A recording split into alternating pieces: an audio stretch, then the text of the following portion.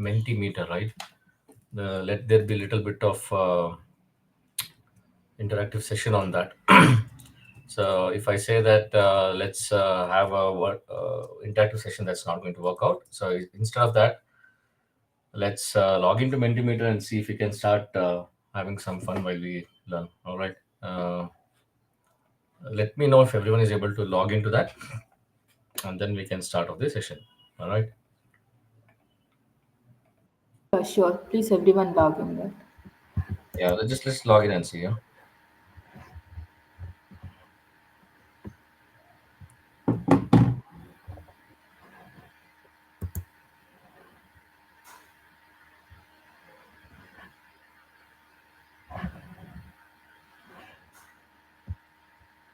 We are able to see screen like welcome to Cloud of Wizard quiz.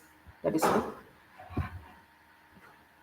Okay. That's a good place to start. Okay.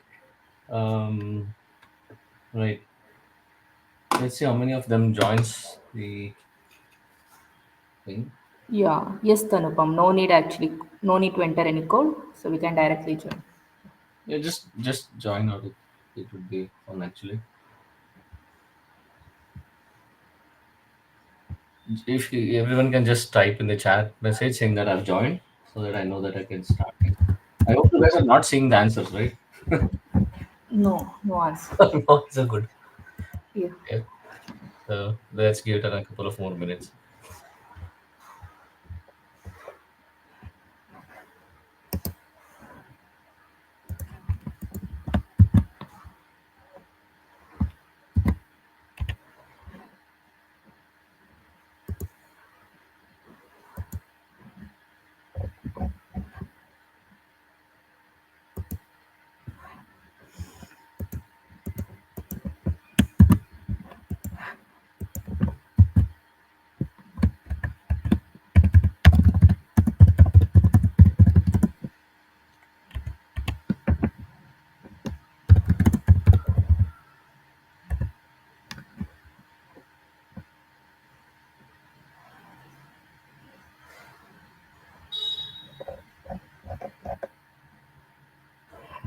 Until that, I can start introduction. Okay.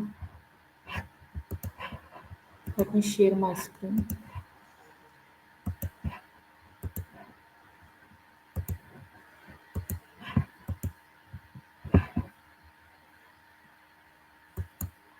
Is my screen is visible, right?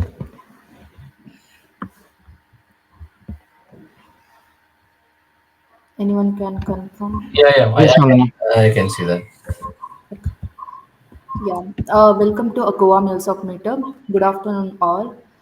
Today's topic is going to be a very interesting, that is Cloud Hub 1.0 and 2.0 with its underlying network concept by Manju Kaushik. And before dive into actual topic, so we'll introduce our Goa MuleSoft organizer. Myself, Vandana Gowda. I'm a senior software engineer at Gensa Technologies. I'm also a MuleSoft mentor as well as a Goa meetup leader. If you are interested to be a speak in MuleSoft meetup for the Goa chapter, please let me know either on Slack channel or LinkedIn. Okay, I'm very happy to host you guys. And we have Vinay Kumar. Vinay Kumar also a MuleSoft mentor as well as a Goa meetup leader. He have nearly 6 years, 6 plus years of experience in MuleSoft technology, and he also working on digital project. And let me start our speaker introduction. We have Manju Kaushik. We already know who is Manju Kaushik. Um, he given a lot to a MuleSoft community as well as a MuleSoft technology. So yes, sir, please could you please introduce yourself to audience thoroughly? Yeah, sure. But before that, has everyone joined to the Menti meetup, right? Anyone else? And I yeah. guess almost all joined. I Okay, can good, good. So let me share my screen, and if everyone can go on mute, that would be helpful. All right. yeah. Okay, cool. Uh, Before I introduce myself, first question is that in the Menti meetup, I'm going to click on the first question. Let me know if you're able to see that. I was having some trouble. Um, did you guys get the first question? Yes, there I am seeing that 19 players are ready something. Is that question? No, no, no. Wait a second. No, there were some issues with Yes. this subscription pack, so I had some issues. So, are you able to see the first question? Yeah, let's see that. Mm, yeah. Okay, good. So that's all I wanted to know. Okay, good. Let me share my screen. So it does work. Someone answered no. Nice, man. Even whoever has answered was good. At least you are seeing that you know as an answer. Okay. Where was I? Okay, pretty cool. We will try our level best to complete as much as we can. I'm in no hurry to present everything in one session. So that's the reason we said that we'll divide into in multiple areas. Sorry, multiple sessions. So even though we have to give, even though we are giving minimum, sorry, even though when we are giving some session, if it has to be profoundly good, or else this is not worth knowing it. Now, this session would be about Cloud Hub 1. I know it's phasing out. No one is actually are any new projects that are coming up, right? We are telling the customers to look at Cloud Hub 2 only, but there are still customers who have a little bit of a soft corner towards Cloud Hub 1, and it will be there around for some time. That's the reason. Let's have a little bit of recap on it. For those who are not aware of it, if you try to um, sign up with the new Anypoint platform, right, the deployment option on Cloud Hub 1 itself is not visible.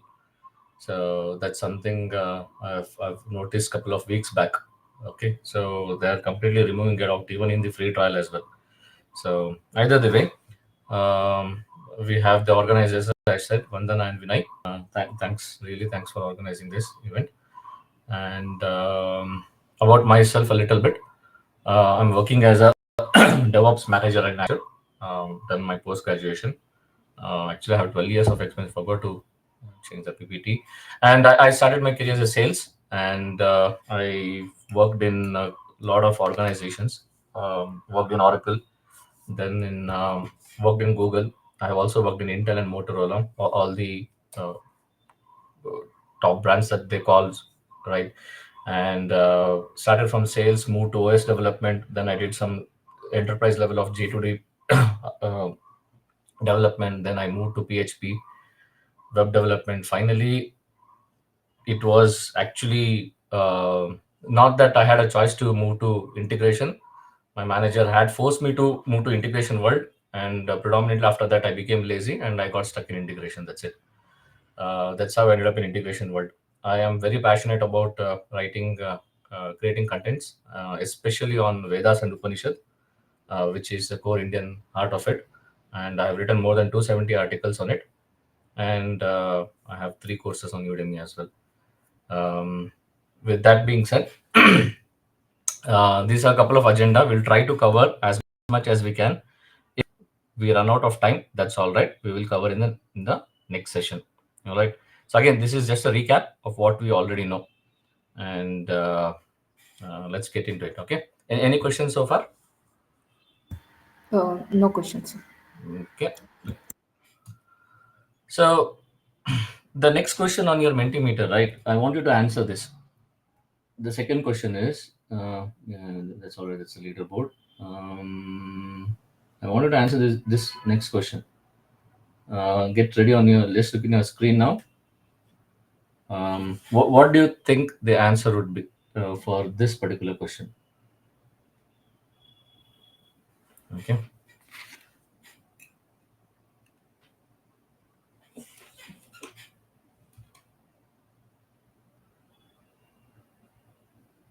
Okay. Think about it.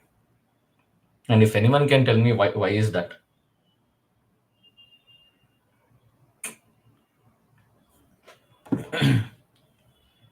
Okay. 9 of them have said I pass, which is actually the right answer. So if anyone can tell me why do you think iPaaS it is? Anyone? Whoever has answered correct. Why do you think? Manju, correct me if I am wrong. Okay, so basically, iPaaS is like it's on platform as service, so we can get the services, right? So actually, they have built it, so we are going to just use them as services, like to deploy or to manage our APIs, like something. Hmm. Right. That's fair enough answer. What about others? Thanks. Thanks a lot. Anyone else?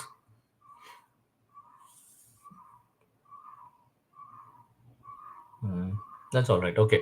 See, first of all, there are many myths running around in the computer science world. Okay.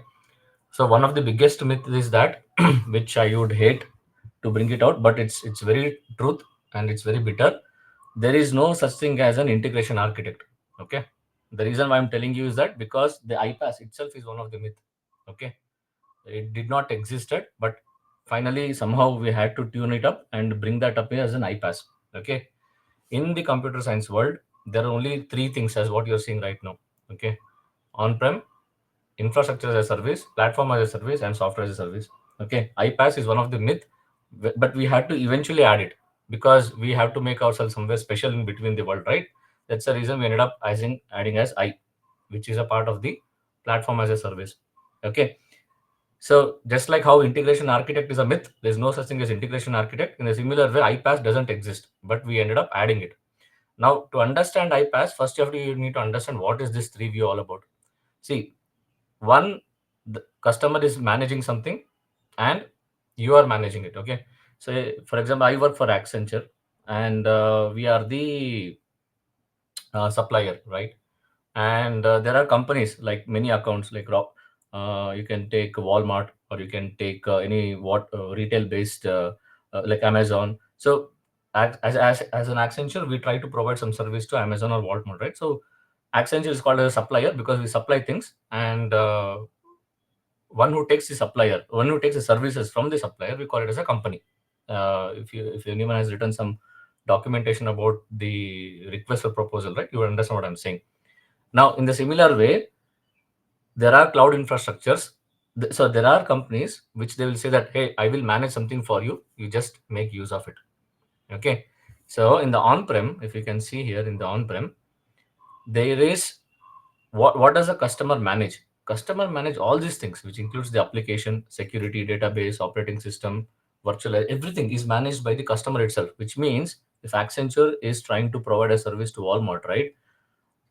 We own everything. Okay, Accenture owns everything in a way, even though it's all customer based. Okay, customer is responsible for it, but still Accenture is trying to manage the application. Accenture is trying to provide the security, database, operating system, everything. Okay, in one of the way we get a contract done, signed off, and then we start supporting them, right? That's on-prem as a whole. We customer is getting managed. Okay, now when you say infrastructure as a service, right? If you can see the application security and database. Okay, here let me bring this out. So see, the application security, database, and operating system is actually managed by the customer, whereas virtualization, servers, storage, networking, and data center is actually provided by the provider. Provider can be anyone. Okay, it can be actually anyone. It doesn't mean it have to be always AWS or GCP or Azure. It can be anyone. You can build your own servers in your garage and you can be the provider. Again, if you have a myth saying that provider is AWS, that's wrong. Okay, for those who are not aware of it, the first data center of Infosys was under Narayan Murthy's garage. Okay, there was a house where Narayan Murthy resided, and the very first data center was under in his garage. Okay, so it can be like this. Okay, provider can be anyone. Having a saying that AWS is a provider, Azure is a provider is a myth. Okay, get that out of the concept. Okay, so one who provides the virtualization, server, storage, networking, data station, we call it as infrastructure as a service, which means the infrastructure is given as a service to you. Okay, now the next comes the platform as a service, which means the customer is managing only the application, right? Rest of them is provided by the provider, which means you're only responsible for only responsible for this. Now, software as a service, provider manages everything from application till the data centers, uh, providers managing. Example, your Google Drive. Okay. Now, where does integration fit in here? So we didn't know what to do. At the end, we added something called as I here. That's it. Okay. That's how it ended up. Okay. So clear with this? How do I clear this out? Okay, clear with this, guys. Now with that, this is a key difference. What's its purpose? Okay. One of the purpose is that, okay, infrastructure as a service. Infrastructure as a service, it provides virtualized infrastructure for users to build and manage their own platforms and applications. Now you should be aware of it. Platform as a service provides a development platform for provides a development platform and tools for building, deploying, and managing the applications. Remember, that's the beauty of it, right? So in a previous slide, if you see, here, the provider is managing these things, which means you are giving an opportunity to build the applications. You are given an opportunity to configure the security, configure the database, and work on the operating system, which means you have a little bit control on here. Whereas for platform as a service, you have no control on any of those things. You have no control, zero control on any of those things. So that is what we are trying to tell here. Provides a development platform and tools for building, deploying, and managing the applications. Software as a service, yeah. So delivers ready-to-use software. Now, integration platform as a service provide cloud-based integration solutions to connect different applications, services, and data across the environments. Now, obviously, who is responsible? Who is responsible for it? For IaaS, users are responsible for managing the OS, which we already seen this, managing the OS runtime middleware application. So platform as a service, user focuses only on the application and the data. It's true, right? Once the platform is given to you, you are only focused on the applications and the data. Rest of them, you are not worried about it. Okay. Software as a service, users only need to use the application. That's it. All technical management is handled by the provider. Whereas platform integration platform service, users only configure. Okay, only configure. So obviously, in terms of understanding the underlying behavior of the hardwares and softwares, right, these guys have more power because they understand in and out of it. By the time we reach out to from here to here, we would have lost a lot of knowledge on the underlying things. That's the reason we, as an integration platform or service, we only deal with configuration, lot of configuration. You take any product, not only MuleSoft, take Delboomi, Apache Kafka, Workato, or webmethods.io, IBM Bluemix. All of them is just a pure configuration. Okay, development is there, but still, in a way, it's this is what the purpose is. So sorry about that. Okay, so managed by provider. This is what we've already gone through it. Flexibility is pretty high. Okay, this is pretty high flexibility because you have options to look at each components, and you are the owner of it, right? So you know where to look at, you know what to do, and you have the full control of it. Obviously, that's the reason the flexibility is pretty high. If anyone says that flexibility is high in iPaaS, again, that's not correct. All right, that's really not correct. You don't have a flexibility.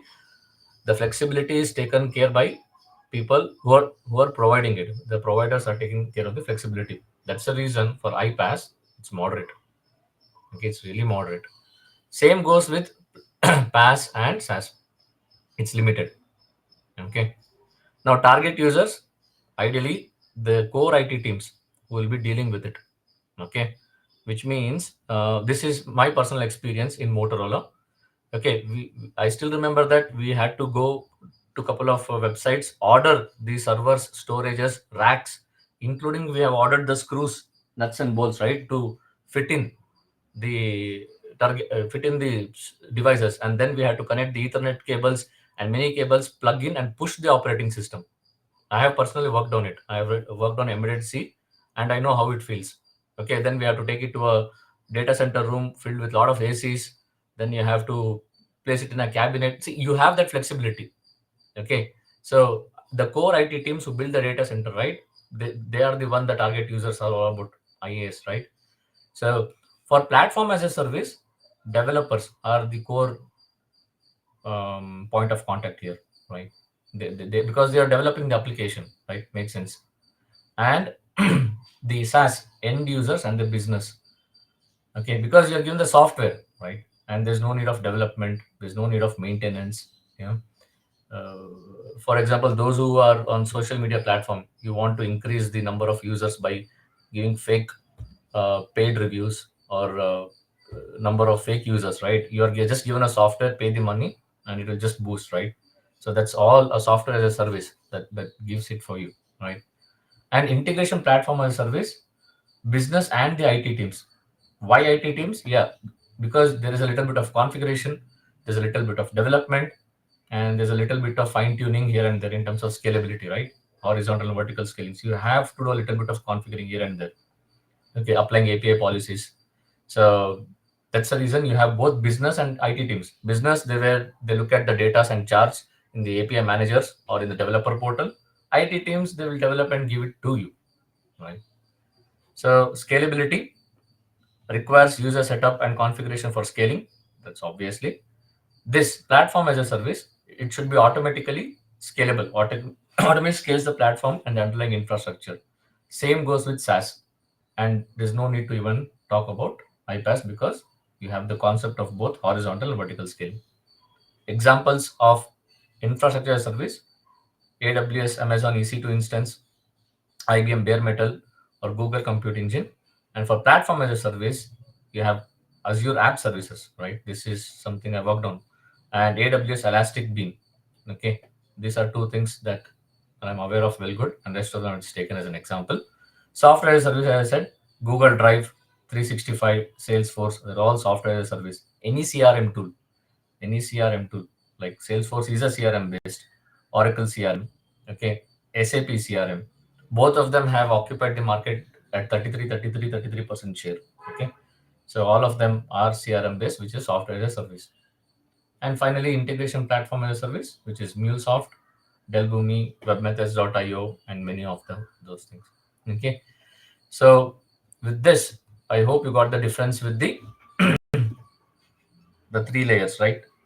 I IPaaS, SaaS, and IaaS, PaaS, and SaaS. Okay. Any questions before I continue next? Anything?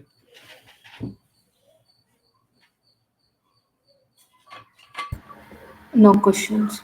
If anyone have any question, please turn on mic. You can ask. Yeah. Feel free to ask, man. That's all right. It's not like an exam or something. You can just ask the questions. Okay. Now let's understand a little bit on the uh, architecture of the Cloud Hub 1. Before that, the screens. Let's go back to the Mentimeter. Okay. What do you think? Again, back to the Mentimeter. What do you think the answer will be for this particular question? Okay. Let's see this. Okay. I think in the previous. Okay. Cool. Rakesh and Carl leading. The next question would be, let's take the third question.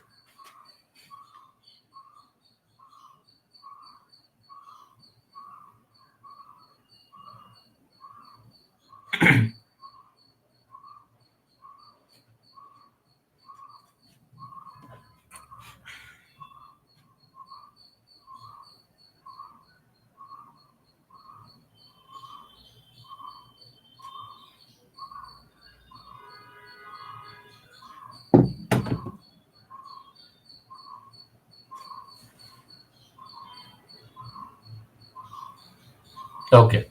So the correct answer is the option B, right? Workers are isolated and dedicated to a single applications. Okay. So, but surprisingly, we also have equivalent amount of answer for point A. Workers are isolated and dedicated to multiple application. Can anyone tell me why the multiple application was chosen? The reason behind it?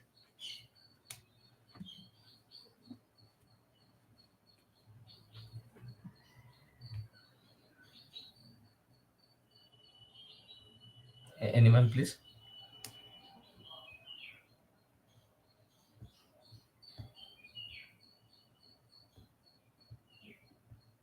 Okay.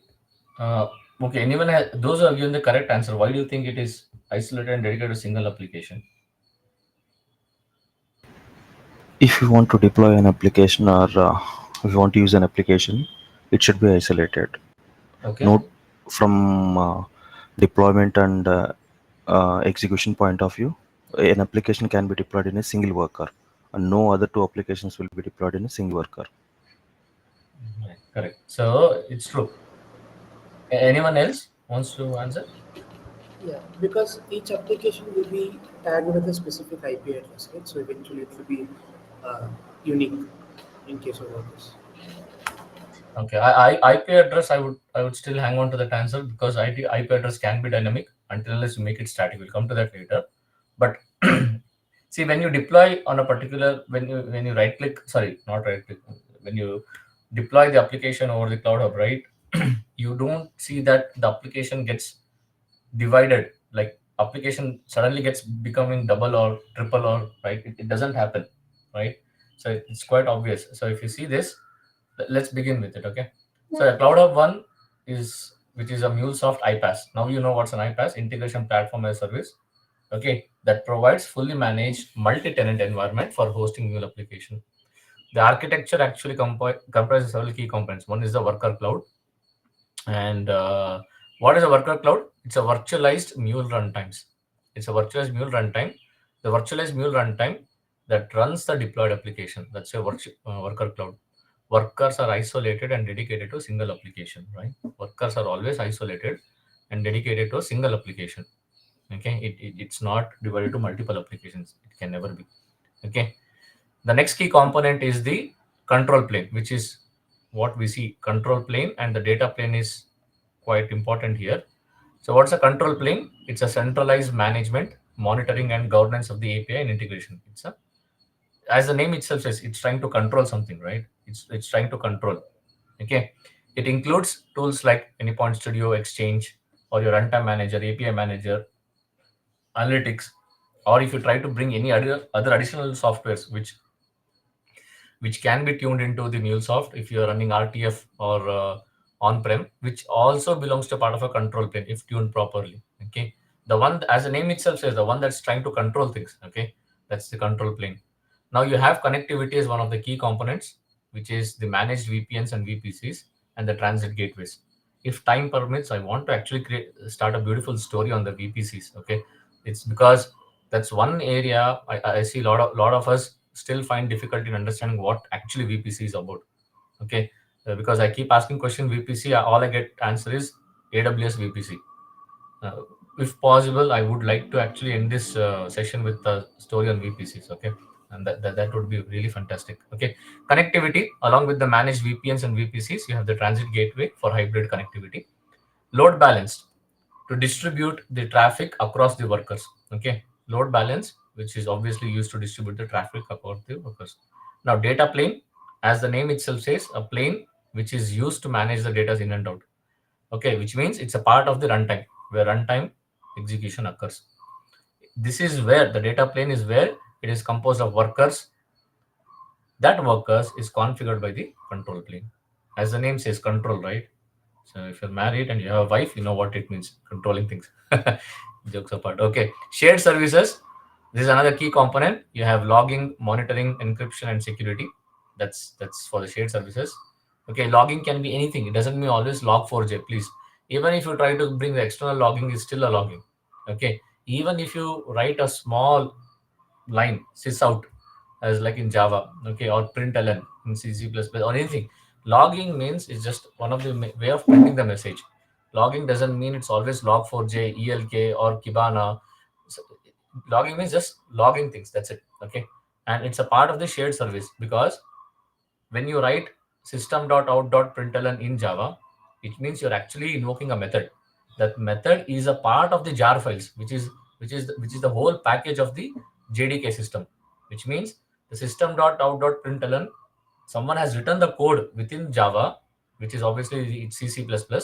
They've written and compiled the code in such a way when you use this out, it invokes that particular module and then prints the message onto your computer screen. So that's the reason it's called as a shared service. Okay, a service which is packaged within your JDK environment, and you're trying to log something. Okay, so all this logging, monitoring, encryption, security services, all this belongs to a part of the shared services. Okay, just try to understand why that naming means about. Okay, next you have the connectivity options. You have the public cloud deployment. Applications are exposed over the public URLs, which I think everyone would have used during our free sessions and our free when we sign up for free environments, right? This is where we don't get access to the private one, but still you have private. That's where the concept of dedicated VPC and VPMs comes into picture. Unfortunately, we can't give a demo on the free version of it. Somehow it ends up in a paid part of it. Now, as an overall architecture, this is what it looks like. Okay, so here you have the cloud of workers. See, application and application. Now, each application is isolated and independent in a way. Okay, which means they run on the Mule runtime engine. Okay, you have an option to select one worker, two worker, three worker, right? You have an option. What if the moment once I said two worker, what does that mean, right, guys? If I select two worker, what does that actually mean? The moment I span from one worker to worker, what does that mean? Same app is running in multiple That's workers. it, same. So, but still it is dedicated and isolated, right? Yep. Yeah, it's still dedicated and isolated. Okay, so this cloud of workers, that's where it's isolated. Okay, and you have a worker cloud that runs at the backend, which takes care of it, that pumps the data in and out in such a way that the platform services, which you see, that VPC, VPN, alerting, API manager, all those things, right? They interact with internally. Like this interacts with this interacts with this interacts with, all of them are internal invocation. And as per the documentation, they say it does by REST API. Okay. And from the platform service, they push the data to the runtime manager, from where all the interaction happens. Right. So this is the overall architecture that they had given in the documentation. Oops, sorry. I just have copy pasted that, nothing more that. Cloud Hub workers are the runtime engine where your Mule applications are executed in the Cloud Hub environment. Next, you have the worker cloud. What's a worker cloud? This one refers to the underlying infrastructure and orchestration layer that manages the Cloud Hub workers. Now, pay attention to this part: underlying infrastructure and orchestration layer that manages all your Cloud Hub workers. So that's the reason we keep saying that integration platform as a service, which means the infrastructure is taken care of it already. You don't need to worry how to load balance it. You don't need to worry how to uh, make the traffic go to the left or the right part of it, or you don't need to worry about the first prime security features that is given by the MuleSoft itself. Okay, a lot of things are already taken care, because if I go back to the previous slide here, see this. Hmm. Integration, okay, integration platform as a service. Here we added just I, right? See, security comes by default. So when MuleSoft says that we are giving security, we are promising security, it's not something special. Please understand that it's a part of the platform as a service. Okay, it's not that a great selling point. Okay, it's never a selling point saying that security, we provide intensive security. No, even though if MuleSoft says we provide intensive security, I've seen customers still not happy with it. They end up going with more advanced security features, which is outside the MuleSoft platform, right? So security is a part of the platform as a service. It's not something outside of it. Okay, that's that's was that's the reason. If I go back to this slide, see, infrastructure. That's what it means. Infrastructure as a service, and it orchestration layer that manages the Cloud Hub workers. Obviously, when you're managing the Cloud Hub workers, you cannot expose things over the internet, right? Some level of security is embedded as a part of it. So you should know that there's nothing great about it. It's a part of the platform as a service, which is taken care of it. Okay. Next is the runtime manager. Fine. Runtime manager. Runtime manager is the control plane component of MuleSoft's Anypoint platform that manages and monitors the Mule runtimes and applications across all the environments. Okay, it's a part of the control plane. Next, platform as a service. It encompasses the shared backend services of MuleSoft Anypoint platform. The backend services, the logging, VPC, VPN, uh, schedule management, as you can see in the diagram. Okay, or insights. Now things got added up, which is which is not updated in the PPT, but a lot of things have added up eventually, providing the foundational capabilities that covers all its features. So this is the overall architecture of the MuleSoft. Okay, for Cloud Hub 1. Now, before we get into the next question, next slide, I want you to answer the next question, the Mentimeter. Okay, all eyes on the Mentimeter, guys. Now, next question, please.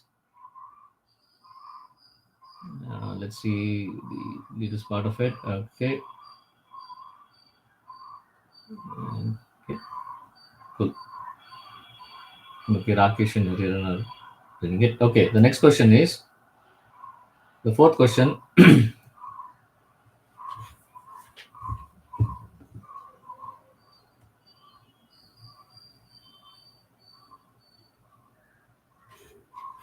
What do you think it is?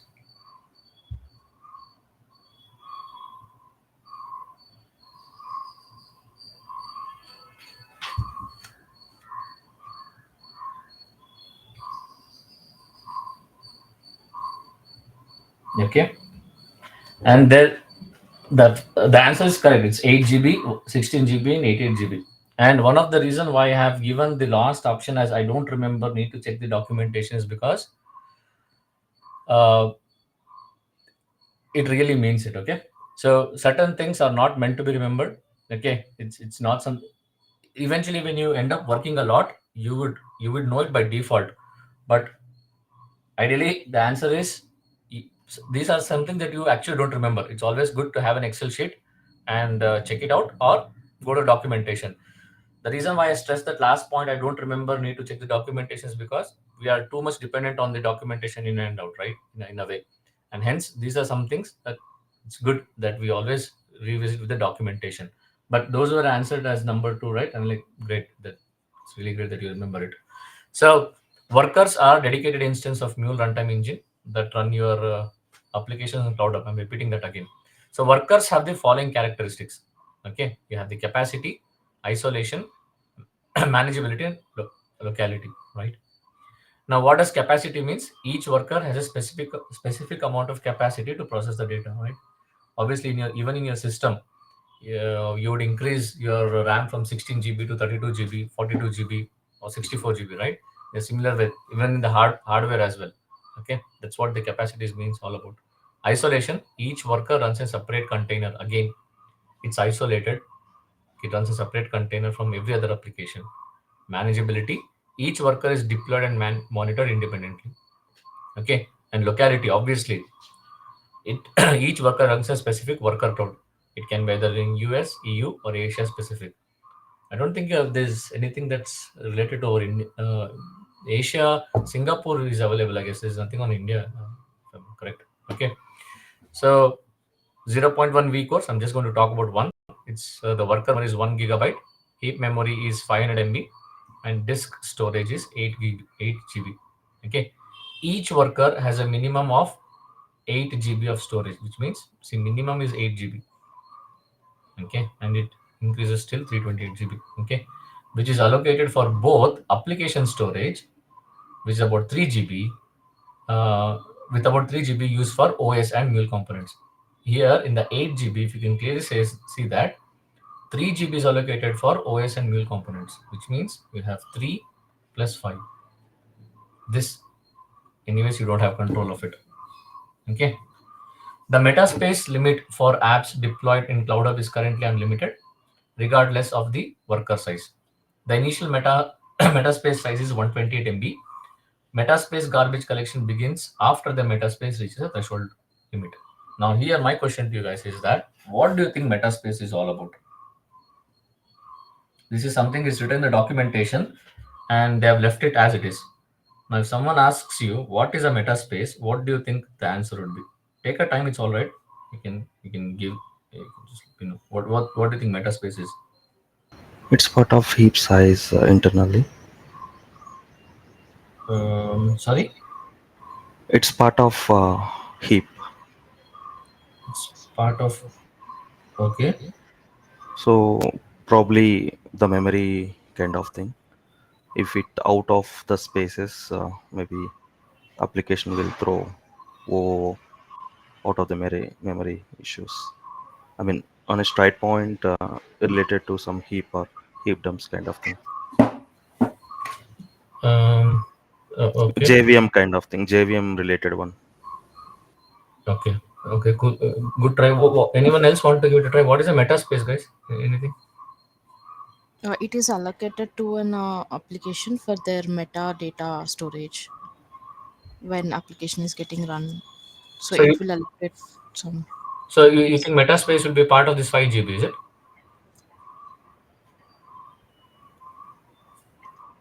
Yeah, I think so. Yeah. Okay.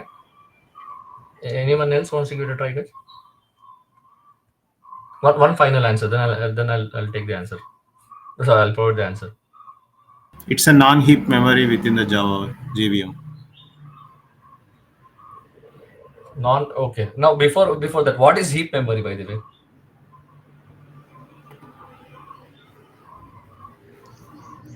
Okay, no problem. Under the hood, whatever we write flows, right?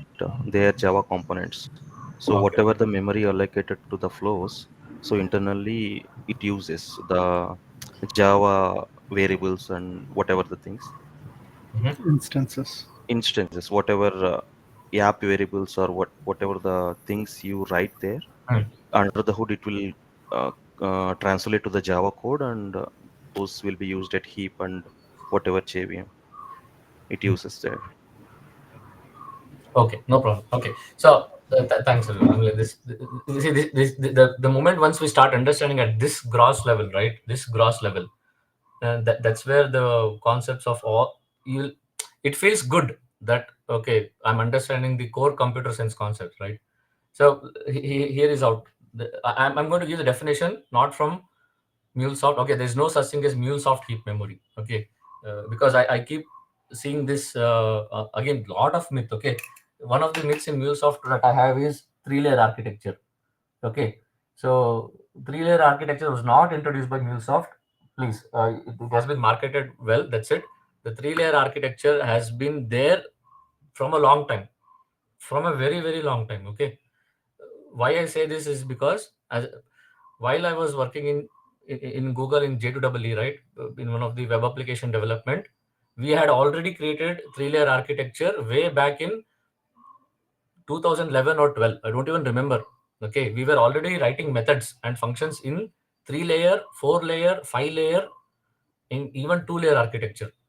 Okay, because at the time of the interview, can you explain MuleSoft architecture? They end up saying it's a three-layer architecture. No, MuleSoft is not a three-layer architecture. That's another myth. We have to get it out of our brain. Okay, three-layer existed a very very long time. It's one of the software engineering principles.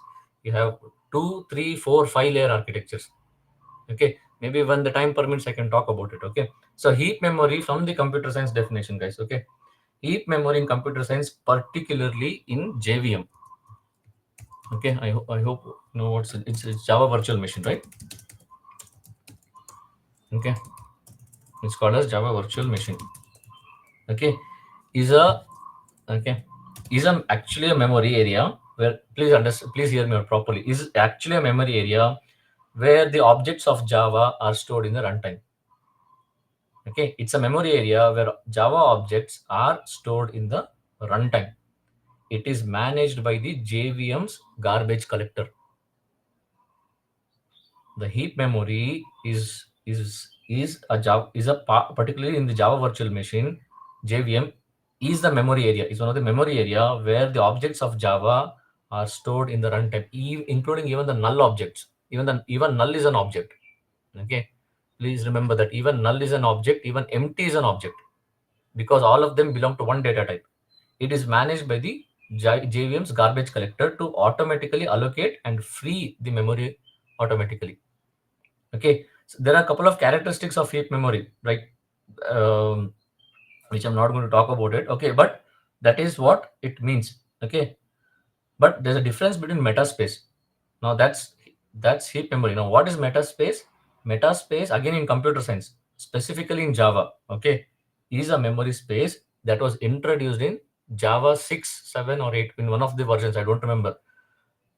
It was actually released in 7 or 8.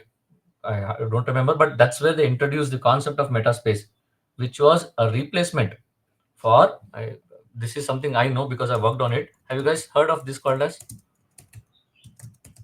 Anyone? No. No. Okay, fine. This is the word called as permanent generation. This was the early name. Okay. I don't know which version of Java, either 6, 7, 8. I am not able to recall it. Okay, 6, 7, or 8. One of them. Okay, that's where they ended up moving to Metaspace.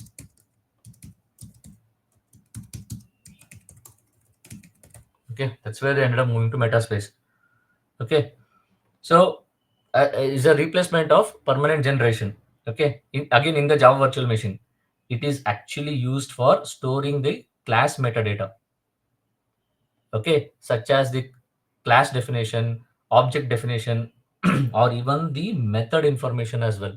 The information, data within the data, metadata, or the object definition or the method definition. Okay, it is actually used for it. You know, one of the key features of Metaspace is usually used for dynamic allocation, dynamic sizing. For example, if the metadata space increases, right, you don't need to worry about it. The Metaspace takes care of it.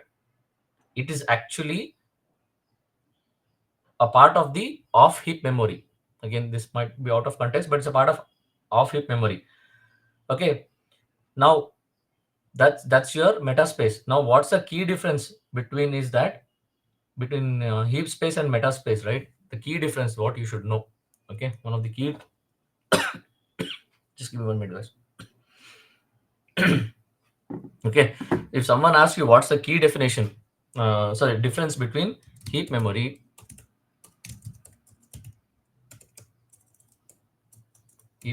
and Metaspace, then the first thing that you should know is that heap memory actually is used for storing the objects. Okay, whereas Metaspace, again, as I said, classes definition, method definition, etc. Okay, now this is actually, as I said, heap memory is taken care by the JVM garbage collector, whereas here it is also part of JVM, but as I said, it's a off heap memory, part of the native memory, native libraries. It is taken care by the native libraries. Okay, and this is a part of JVM, and this is, yeah, that's the key difference. Okay, now you know what's a Metaspace. Now with this definition, do you want to correlate which part in the MuleSoft it belongs to?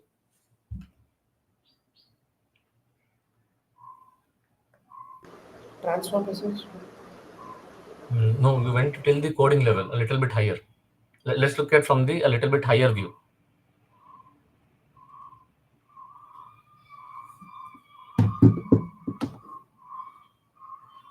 Okay, fine. I'll leave that an answer.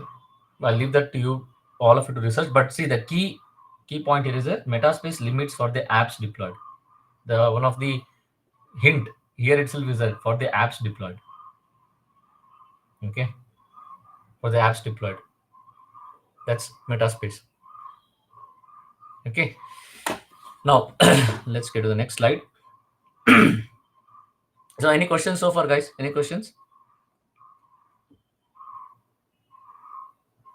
I know a little bit I'm talking off topic, but it's really worth knowing this. Okay, because you don't get this kind of answers in general meetups. Okay, any questions so far? Vandan, any questions? No question. Awesome. Okay, fine.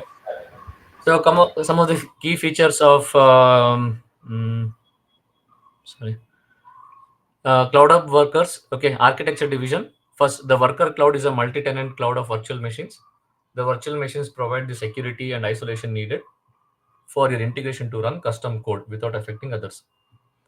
Second, the management console and the platform services have a shared everything architecture. Okay, here is what I want to stop again. What do you think the shared architecture is all about? They have mentioned the documentation. The management console and the platform service have a shared everything architecture across all the tenants that uses the same web UI, monitoring services, load balancer, etc. These services do not process or transmit the data. Okay. Now, what do you think shared architecture, shared everything architecture is about?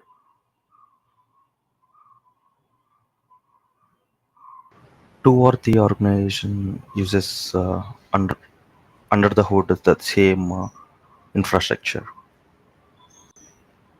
Sorry, I'm sorry. Two or more organizations Okay. uses same infrastructure under the hood. Same infrastructure in the hood. Okay. Okay. Anything else?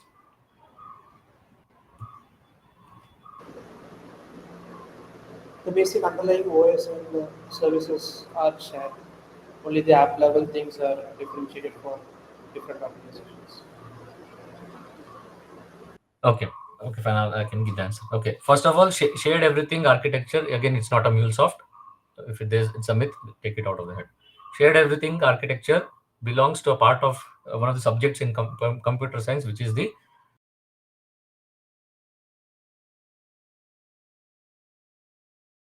in computer science, which again belongs to the parent of computer networks. Okay, it's a computing architecture. Okay, and the shared everything architecture is taken from the world of computer networks.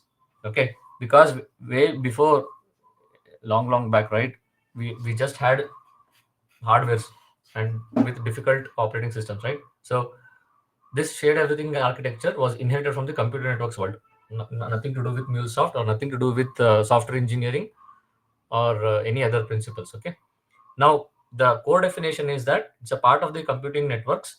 Okay, where the components like the CPU, memory, RAMs, disks, and including the networks are shared across all the nodes within the system, all the processes within the system.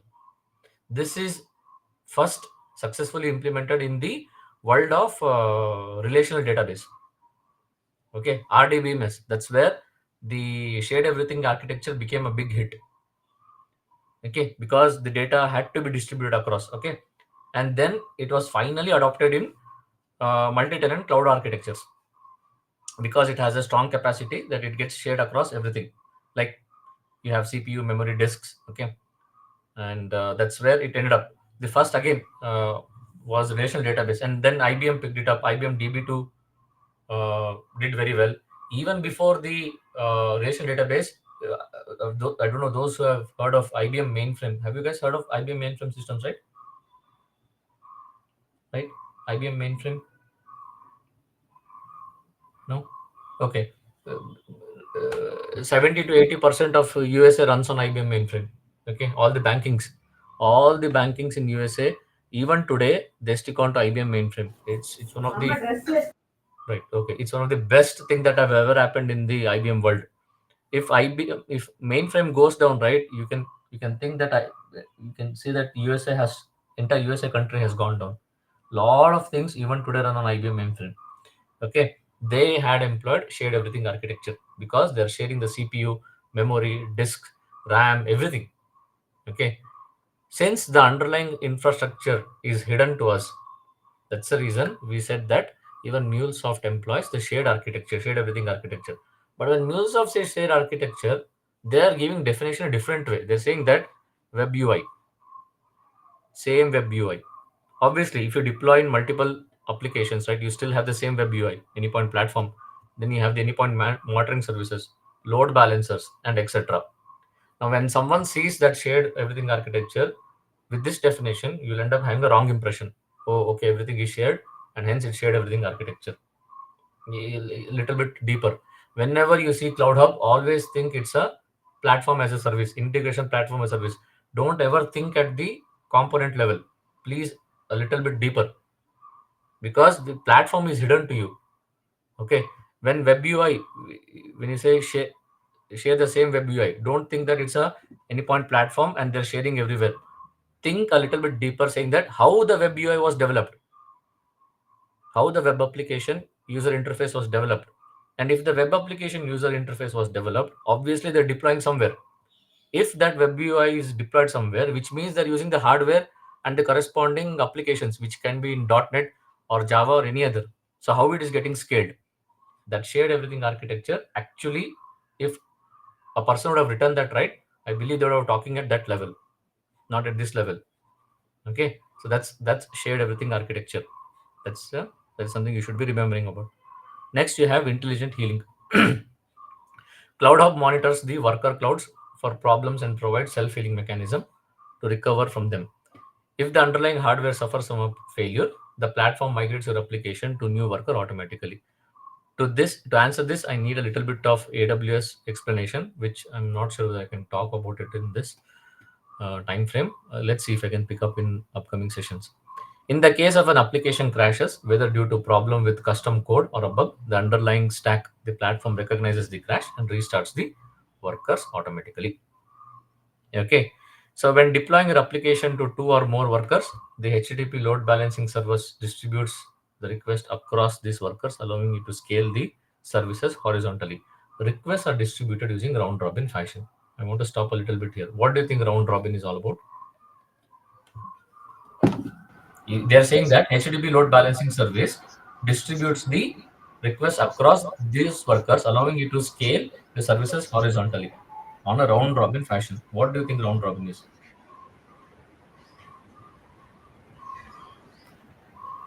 I mean, uh, if a worker got a request, next time the request will be going to the next worker if it is deployed in two worker node.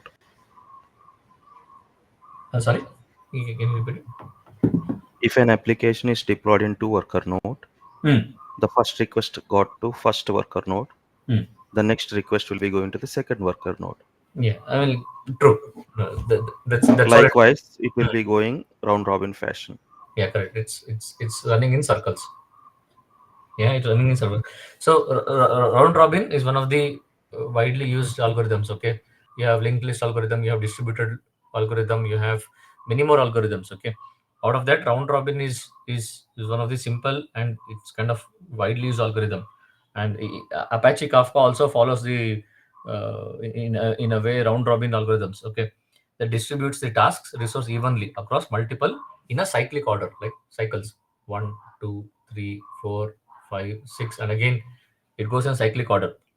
And you know where it is getting used more most oftenly, it's again, so this is the problem. The round robin, you cannot use the word round robin in terms of your application. Okay, again, when the apps are getting deployed, they say that it's getting, the request goes to app 1, then request goes to app 2.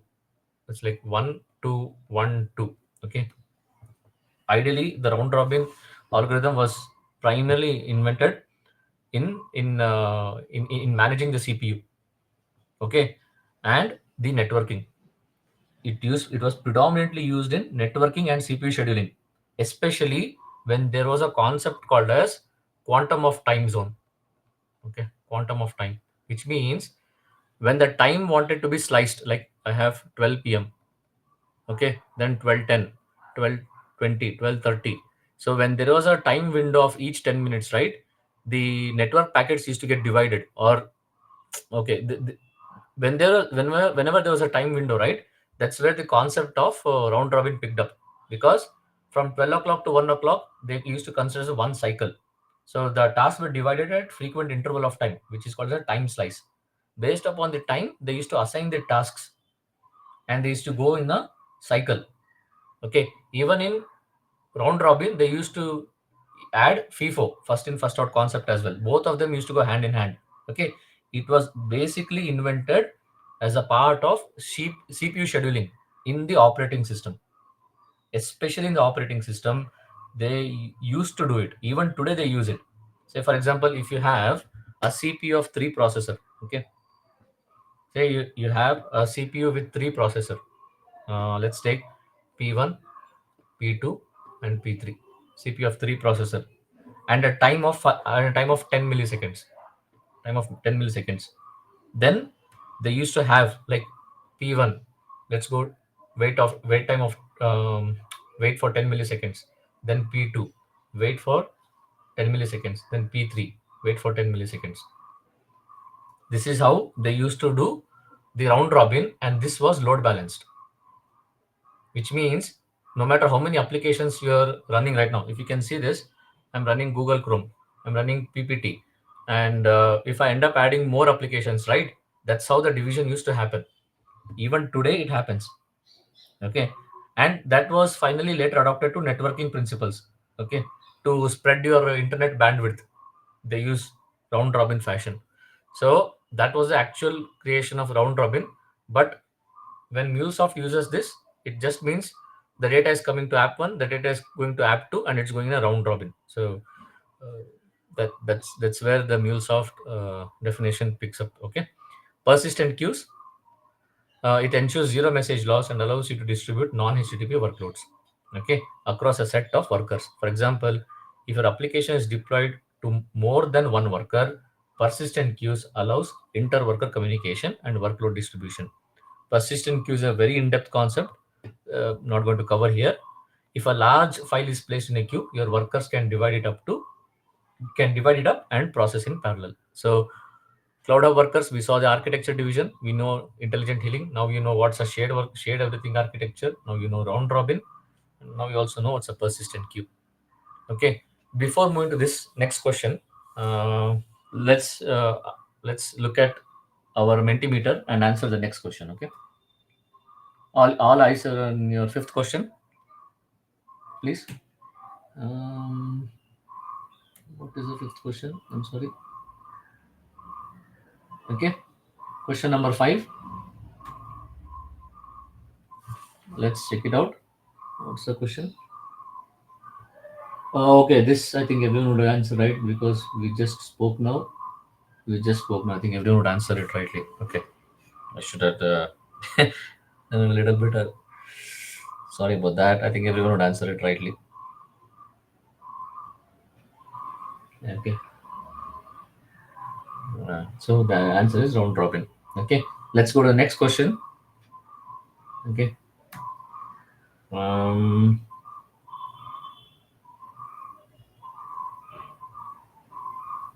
okay, let's get to the next question and let's see.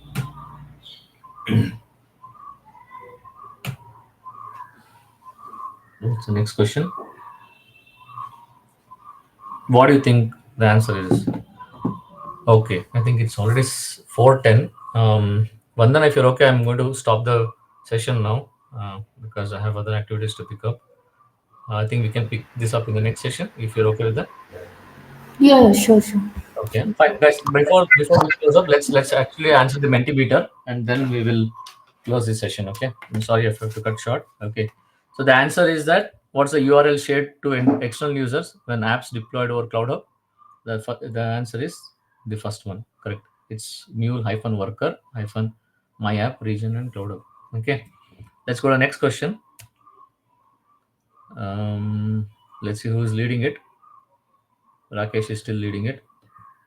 It's pretty cool. The next question is 7. Oops. Okay. Let's see what 7. Question number 7 is.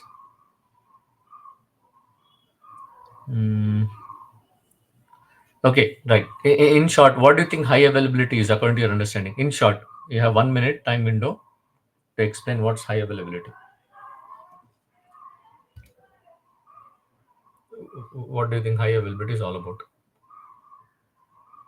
Again, there's no right or wrong answer. It's just an answer. Okay.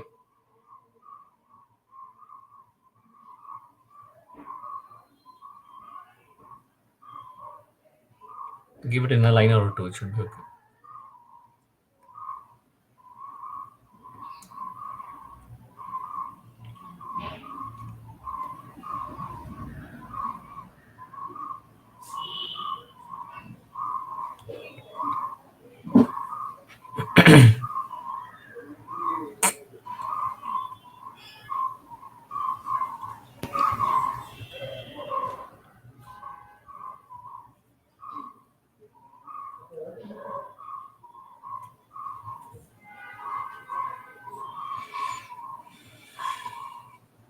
Okay, to ensure service is available, almost all of them correct. The request should serve at any time when user requests for it. Apps should be up and running, zero downtime.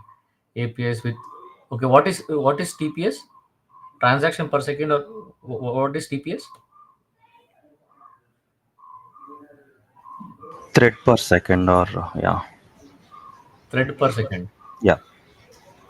Okay, yes, sir. I'm not aware of that. Okay, it means how much system is available for operations without going down. Correct. Apps should able to accept that person. Or correct. All of them are correct. So that's high availability. I wanted to even talk about this topic. Okay. Next question. Let's use leading it. I think there's no answer right answer for this. So just an answer. Next question. Eighth. Ready?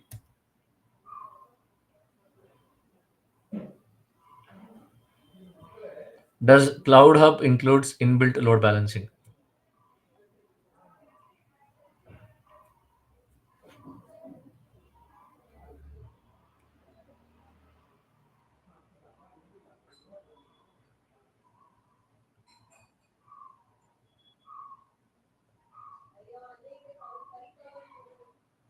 Okay. Why no? Why no?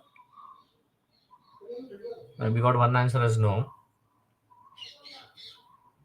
Right. Okay. So load balancer, you have it. Okay. Yeah, it's inbuilt. Anyone wants to give answer? Which one is the inbuilt load balancer we have, guys?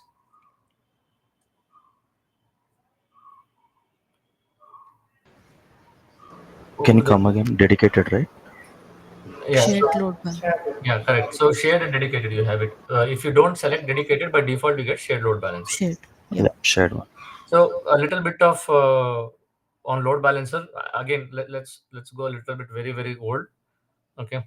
Even though MuleSoft uses shared load balancer, what you have to remember is that somewhere either they would be using a existing software or they would have written a code to deal with balancing the load. Ideally, there were only two types of load way back. One is the hardware load balancer, other is software load balancer. Cloud eventually came later when Amazon picked up the cloud part, right? AWS. That's where cloud load balancer came into picture. In cloud load balancer, you have AWS, ELB, or GCP load balancer, Azure load balancer. Okay, those are a cloud. But in terms of hardware load balancer, which I think most of you would have known it, if you have worked on on-prem, which is FI, Citrix, Netscaler, all of them are hardware load balancer. In terms of software load balancer, you have NGINX, which is the only one that I have worked on. Sorry, NGINX that I'm aware of it, which uses for load balancing it. I personally don't know how load balancer is implemented in MuleSoft, but if they would have implemented it, then yes, either they would have used the one of the software load balancing, or they would have integrated the cloud load balancer within MuleSoft application. They cannot integrate hardware, but if they're but integrating hardware is also a possibility because Cloud Hub is a part of integration platform as a service.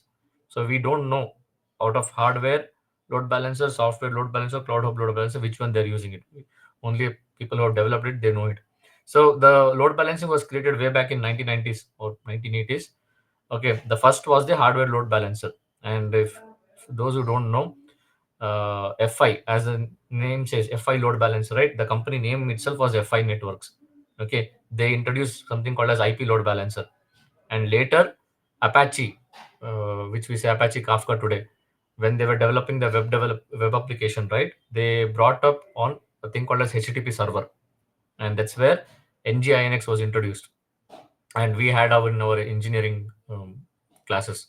So we used NGINX to do some experiments which we never understood, but NGINX was there. Okay, and then later, now what today generation knows is completely different from what we had worked on. Feel like old when I say that statement. Okay, leaderboard. Okay, cool. Rakesh and Tanupam are still leading it. Nice. The next question, almost there. All right, let's see what it is. Cloud Hub HA, which architecture it follows? Is it stateful, stateless, state maintained, isolated architecture?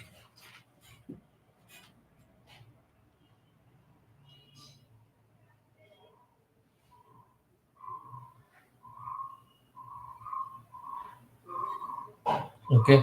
What is okay? Okay. Those have answered stateless architecture. What does it mean? Whenever if you state of request the something, application isn't actually concerned with It, the it won't maintain the states between the requests. Okay. So whatever thing you handle, that comes input only as a that. Sorry, I did not hear anything. I mean, like, did you guys hear what he said? I was not able to hear. Sorry.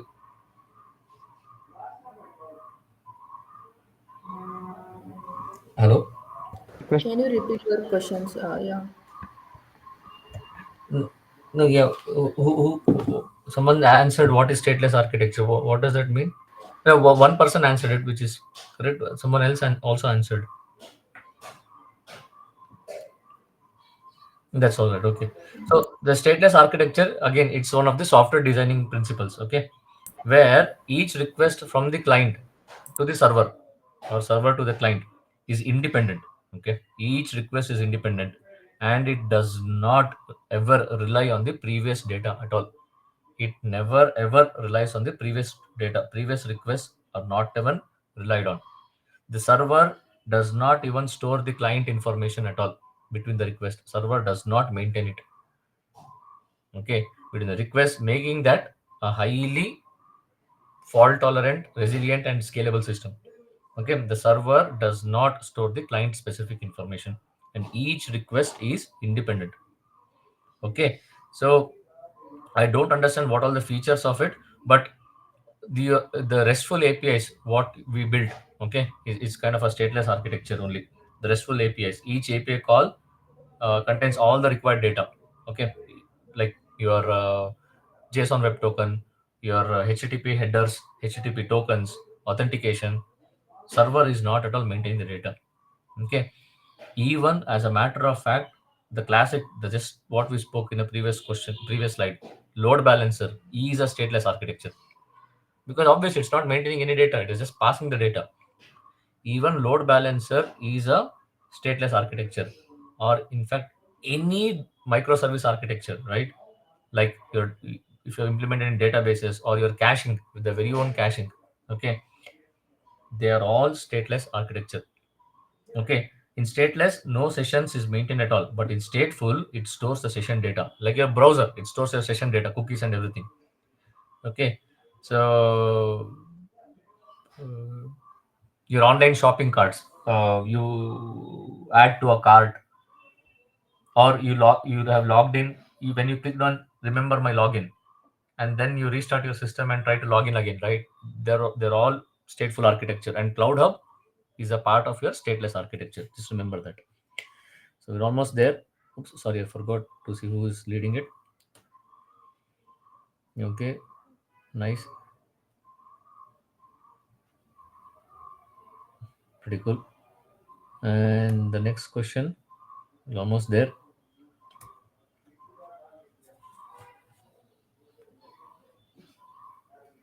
Cloud Hub 1 uses which infrastructure?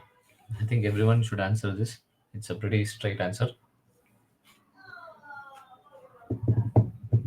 I think everyone would answer it right.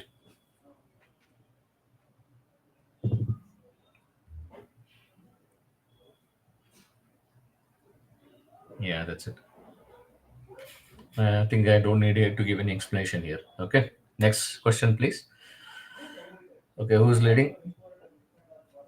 Nice. Rakesh, Tanubam, they're still leading it. Oh, Hariharan has, okay. Rakesh and Tanubam. Nice. Okay. Next question. Let's see. Okay, this is something a theory. Let's see what it is. What do you think static IP address is all about? Because MuleSoft in the cloud hub, you have static IP. What do you mean by static IP address?